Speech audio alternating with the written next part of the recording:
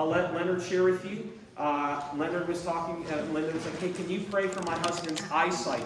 Leonard has not been able to see out of one of his eyes very clearly, and he can share that with you, but I want him to share what the Lord did. And so, Leonard, I want you to share for his glory, brother. Well, testify. My name's Leonard Rose.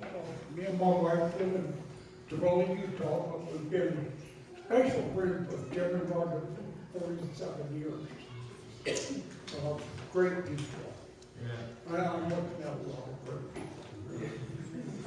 Well, I've got macular degeneration, and it can make you go totally blind.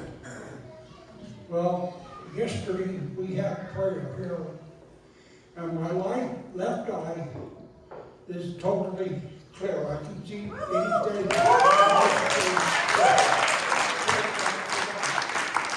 I still have a slight shadow over my right eye, but it's disappearing also.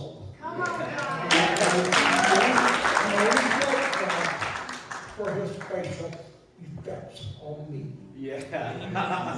I've got something else I want to say Come on, already. Leonard. Well, Pastor, this morning, all of you need to pray for a special situation for all the people in Spring Creek and surrounding areas to come and find Jesus in a special way.